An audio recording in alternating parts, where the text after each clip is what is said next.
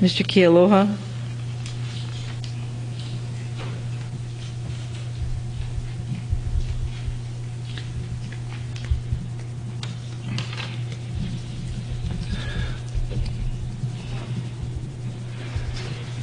Aloha. Aloha. Aloha, Madam Hearing Officer. I just want to state, just in case it is an accommodating reason, that my keyboard spacebar and T isn't working. So please bear with me as I try to make sense of some of this. Your keyboard is not... The spacebar and the T just broke. Oh, boy. So I know it sounds funny, but it's kind of hard. So Sorry to hear that. Yeah. So, during Uncle Kuchin's testimony, cross-examination, he asked a question regarding determining if a site is contemporary. Do you recall that question? Yes. Okay. I think you two talked about a 2-lane road and adding a retaining wall, and it was decided the retaining wall was not needed. Correct. And that you called that a mitigation. I do believe so. I don't know if it's because of law or because of your personal subjective or objective decision, but how and why is that a mitigation? By not doing it? Yes. That would be the mitigation, by not creating a problem. So would you also agree that if I were a telescope developer or observatory developer, that if I said I was going to build 10 observatories and that was being considered, and I build 5 instead, that somehow that's a mitigation? Yes. What is the definition of mitigation under the rules you have to work with here? What rules are they? Are there regulations that stipulate what a mitigation is for you to comply to here in Hawaii? I can't answer. I don't know. Are there guidelines that define what a mitigation is that you follow? That I follow? No. What is your definition of mitigation that you used in this report? Which report is that? Yeah, you're right. Just a second. Are you talking about his direct testimony? Yes. Hold on. Sorry. I guess so. That's the best I can do with that. Your direct testimony. The mitigations you list and call mitigations. What definition of mitigation are you using in your written direct testimony? This mitigation stuff is all the template that was provided to me. Did you exert any assessment on any mitigation in your written direct testimony? In this section? In the whole entire testimony? The mitigation for this section I did not do. How about other sections? Is there any section that you assessed yourself mitigation? The first. What is a definition you use? It's real silly I have to do it this way, that we have to take that long and waste time. But what is the definition of mitigation that you are using in that particular instance, please? For which section? The one you just mentioned is you having assessed, sir. Are you having trouble hearing me there? No. Okay, thank you. Are you going to answer my question? In section 1, the mitigation? I asked you which mitigation, if any, in your entire assessment that you made yourself. Do you remember that? Just a second ago. No. Let me ask you again. Or may I ask the court reporter to please repeat the question concerning what I'm talking about, ma'am? Oh my God. I'll just ask it again. Did you make, thank you. Did you yourself assess any of the mitigations in your written direct testimony? Did I assess the mitigations for this testimony? No. I looked at them. I did not create them. I don't think that's the question asked. Let me clarify. I'm sorry if I'm not clear. Did you yourself assess any of the mitigations in your entire written direct testimony? I'm going to make an objection regarding the use of the term assessment, and I think it's vague and ambiguous. If you could define what he means by assessment. I actually think that's what's confusing the witness. So are you asking him if he concluded any of the mitigations that are described in his letter? I guess I could say it that way as well, yes.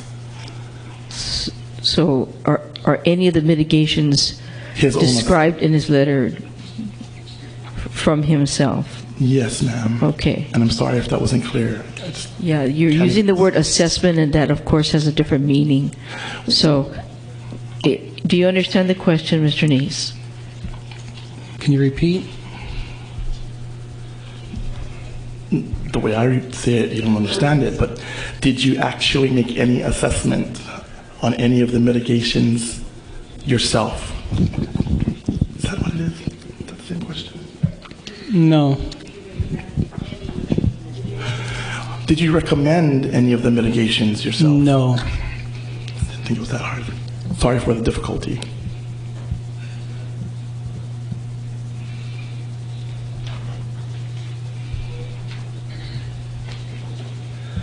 On the second page, item B, it says cultural resources within the project area of your written direct testimony. I hope it's the right one.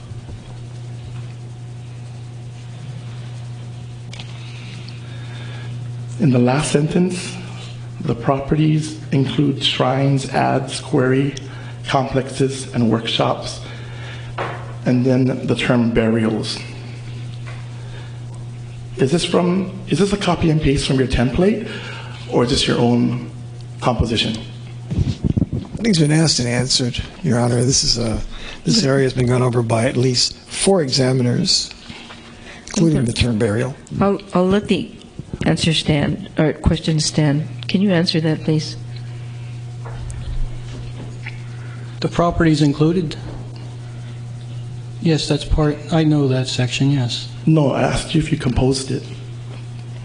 No, I agreed with it, though, because it includes all the sites that we recorded. Okay. I just kind of want you to answer the question I asked, if you don't mind. So the term burials, could you describe those burials? The Eevee themselves? The burials. The burials are the rock mounds on Pu'umakanaka. So they were all rock mounds, none of them were any other type of burial? There was one that was in 2 in Cinder, Excuse me? 2 that were located in Cinder.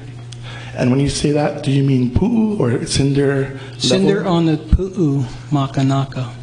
Okay. I just want to be clear, understand clearly.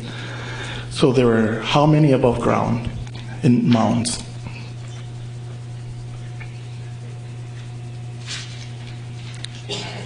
Burials and possible burials, I'd say roughly 8.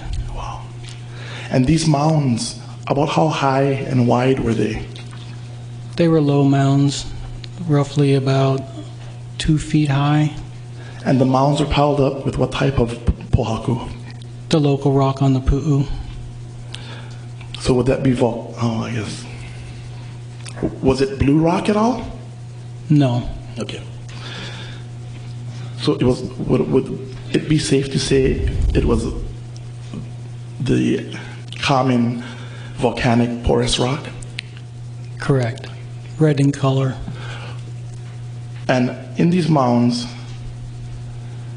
the pohaku, the separate pohaku used, what was the average size? I'm going to ask for an offer of proof in this line of questioning regarding the size of cinder on burials. Okay, where are we going with this? Well, I want to, if possible, exemplify this witness's knowledge of the distinctions of burials and also add to the record the different types of burials, because it's not very clear in this written direct what they were. Because there's not only one or two or three or four that I know of, and I want to know what he knows of that. I think he said 8, right? There were 8 individual burials, but I'm talking about the custom in which they were buried. Okay, you can only ask him about what he knows, right? So I'm going to allow this line of questioning. Go ahead. Thank you. I was interested to find out the average size of the Pohaku, aka rocks, used in these above ground burials. I would say roughly basketball size. Wow. The underground burials, The cinder is small, like pebble. how deep were they? The burials, Yes. we only know based on the exposed bone, the EV. We don't know how deep they went. Exposed bone. Correct. That was my next question. How many, so okay, let me just clarify. The number 8 you mentioned, is that all is that the entire number of burials that you counted in this instance? On Pu'umakanaka, Yes, sir. 8 rock mounds. Then there were the 2 EV exposed on this in the cinder. So 10 altogether. So both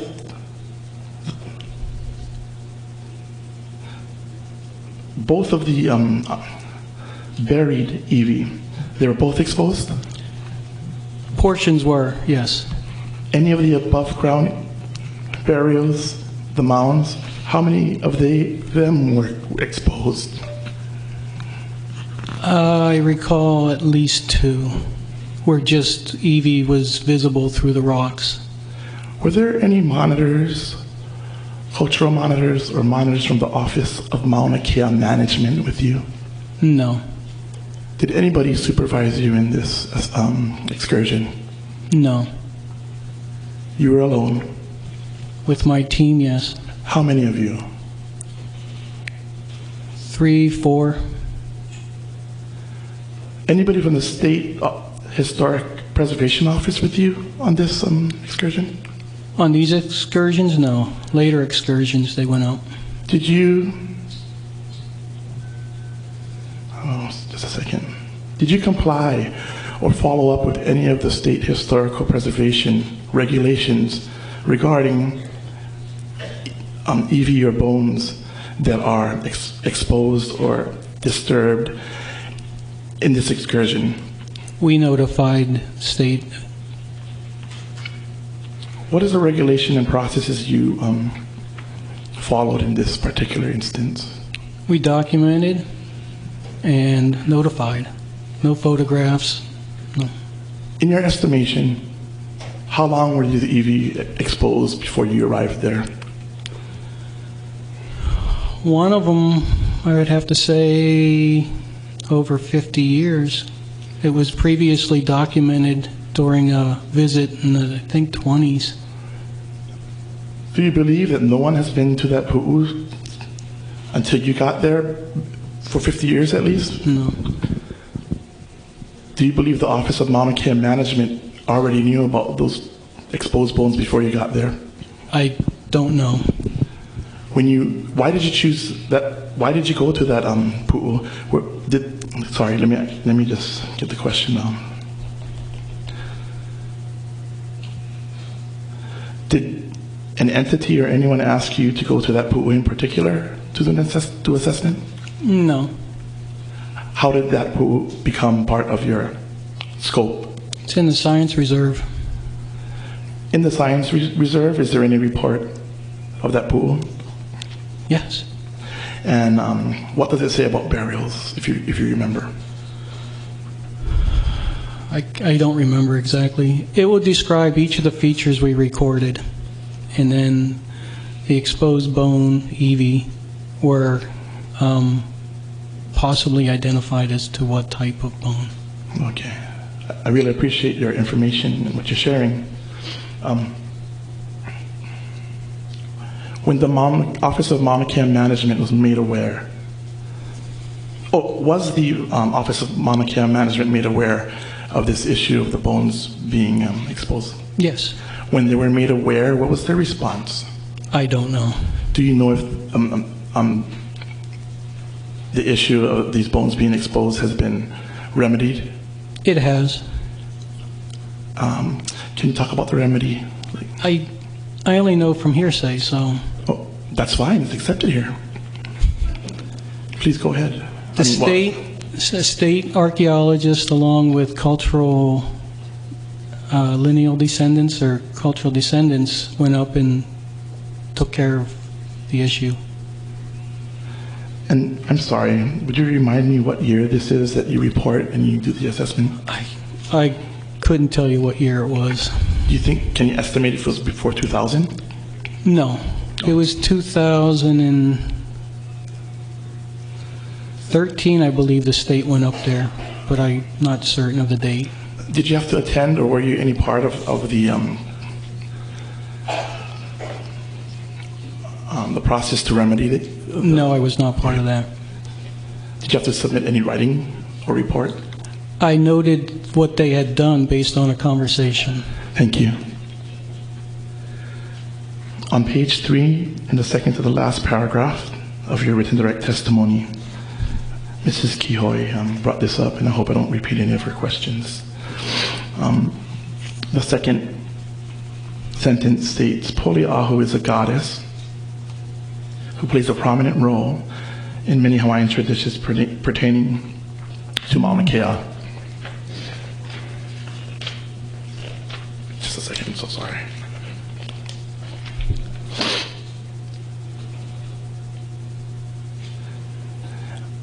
The next sentence that follows that, variously associated with a trail, spring, pond, cave,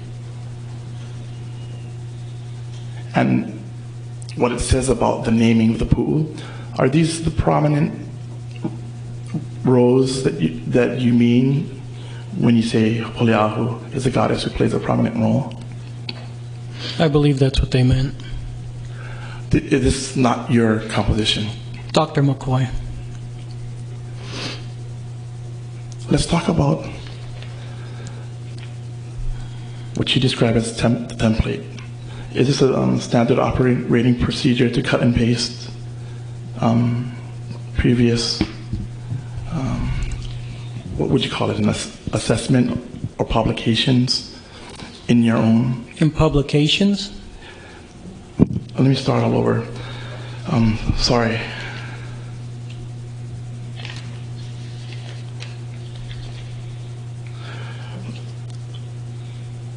McCoy and Nees, in your profession, is it standard operating procedure?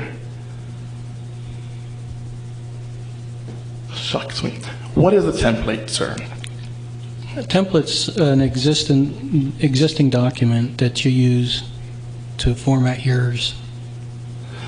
What was the last thing you said? To format your report or testimony. I did. To format your report or testimony. Are you implying the structure is what you use?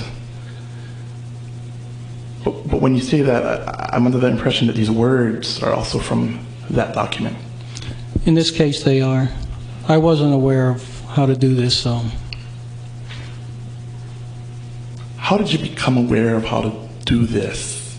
This document, based on the format, the template I was given. What did you mean when you said you were not aware of how to do this? That was kind of broad. So I've never done a testimony before.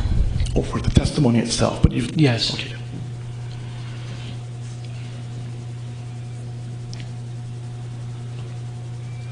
When you have templates that... Where did you get this template from? Was it given to you, or did you find it for yourself to use? It was given to me by my office. Dr. Sarah Collins submitted testimony in 2011, I believe. Did any entity request that you submit a written direct testimony here? Did an entity? Yes. What entity was that? Carl's Smith. And Mr. Louis Kwan, right? Yes. Did he give you a phone call or a meeting, or was it in written form? I believe it was given to me from my office. I was in the field, so. When they asked you to participate in creating this item, did they ask you to write on certain topics? My experience. Was the directive to write on your experience? Was it the directive? What was your guidelines in creating this written direct testimony, if you were given any? I just did the introduction, which is me, my part. What did Mr. Louis Kwan ask you? How did he request you create this written direct testimony in concern of the items that are in here? He didn't ask. He gave our office the template. I'm not sure. I got the template from my office, and I was asked to modify the introduction that suits me. My education, my years. Is this template available for us to review by any chance as an exhibit, or I'm just wondering, do you know? I don't know. This template was a file sent to you in the email? I don't know. It wasn't, again, in my office. It was given to me. I don't know if it was sent email. I don't remember. You received the document, a document, and that was your template, is that right? I think so, yeah. Were there instructions attached? No. Was it just the document by McCoy and Nees as it is, as it was composed? And was it a printout of that? McCoy and Nees, I'm not sure what you're asking here. I'm trying to figure out what your template was. What was that? It was the testimony given by Dr. Collins. Okay. That was my template. It was an example of a testimony. Okay. I'm confused about the term template because you use this document. Do you use this document sometimes to quote word from word in here? Do I use this? No. Do you use that document that they call a template, quoted word for word in here at some point? Word for word, no. For your written direct testimony, is this a document you refer to when you said earlier that you composed a paragraph, the introduction, and then there were 4 other items Correct. to it? I don't know if it's proper, but would you show me exactly where in this document you composed the introduction and the 4 items? Mr. Kielo, pardon me for interrupting you, but Mr. Flores, in his cross-examination, went paragraph by paragraph, page by page. And they delineated which was his and which was not. Yes. Okay, I might have stepped out for a second. Thank you for making that clear. I'll look at that later.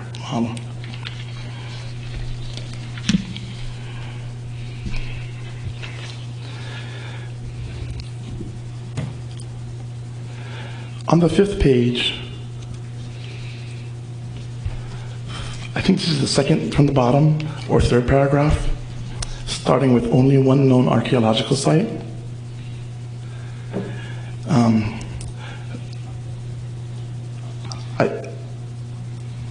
Is this paragraph of your composition, or are you quoting from the Exhibit A, Park and Walden, 2010? Park and Walden, 2010. Sorry. This is part of the template which I reviewed. I know of that site. Part of the template. Okay, and you said you know of that site. Have you visited that site? I have visited, yes. Are you, is that your statement, only one known archaeological site? Is that from you, or is that from the template? That's from the template. And when you visited this site, or before or after at any time, how did you vet that that fact, only one known archaeological site is present. That's all that's there. Did you cross-reference any other references to see if that fact might not be completely true? Like what reference? Which reference would you refer? Like, did you reference anything else to vet the fact of that statement? Only one archaeological site is present. No. Is there a standard operating procedure that refers in your line of work, whoever the institution that regulates it is, that requires vetting of facts, like that statement? Yes, you review everything. Okay, review. Describe to me the definition of the word review you just used. To look for other documents that exist. Okay, I thought I just asked you if you vetted any. I have not. I have not looked for other additional documents. But there are regulations that exist in your line of work that require you to do that. I think you just said yes earlier. Yeah. Oh, why wasn't it not that? Why was that not applied here? Time constraints. So, could you tell me if that statement is absolutely true? Yes or no? Best of my knowledge, yes. And that answer is based on one reference that you did not vet. Is that correct? I've gone to the site, and there's one site there.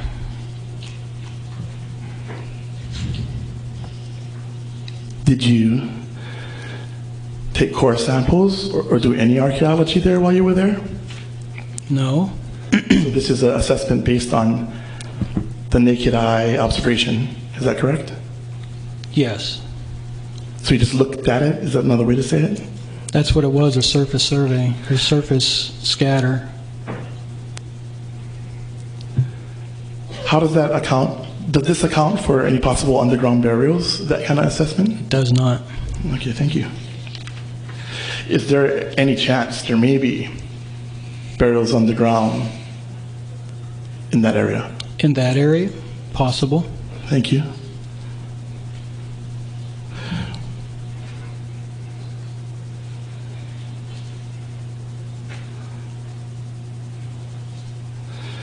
Your first mitigation, page 6, item number 1, under Roman numeral 3, protection of cultural resources and mitigation measures, states that an archaeological monitoring plan, quote, will be prepared, quote, and submitted to SHPD for review and approval, unquote.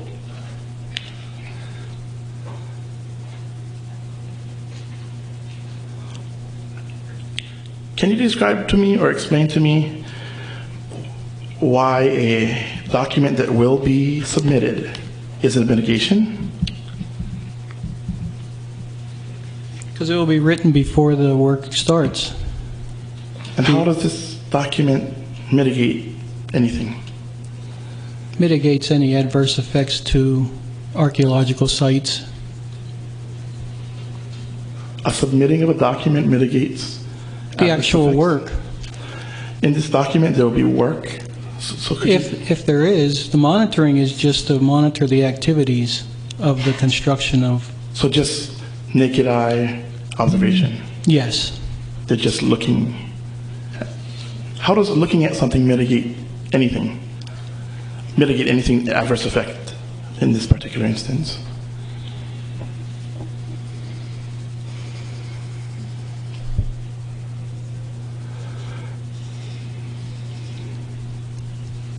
I appreciate your patience. Can you repeat? Can you repeat the question, Oh, please? sure. How does looking at something in this project, looking or monitoring, mitigate any kind of adverse Effect to what? effect? To Okay, just a second.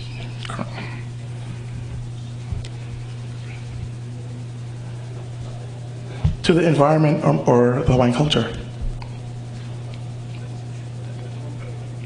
I'm not sure it will mitigate Hawaiian culture. the effects. I'm not sure what that is. Okay. What are you sure about in terms of mitigation and someone being present to monitor? Monitoring is to review or watch what's actually going on out there archaeologically. How does watching something mitigate an adverse effect to the environment? I don't know.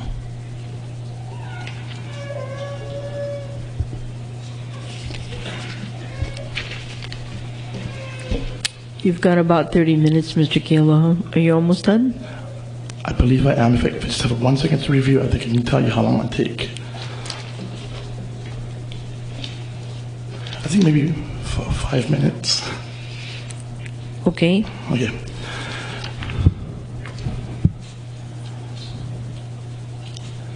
I hope no one asked this question. Were you the principal investigator for this project? No, I was not. Who was the principal investigator? Dr. McCoy?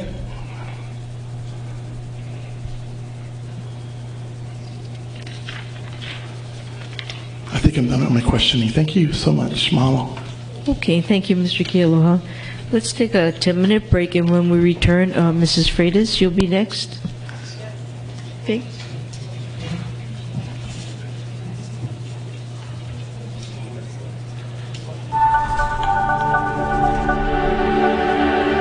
You're watching Naleo TV.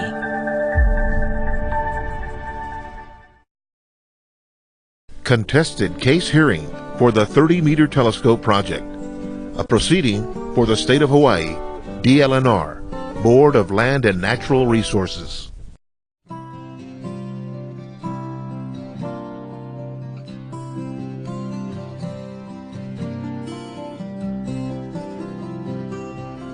Okay, Mr. Nees.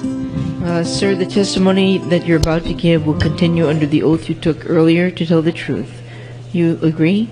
I agree. All right. Mrs. Freitas, all set? Aloha, Cindy Freitas. Aloha, Mr. Nees. Sorry. Aloha. In your written testimony, you state you had 20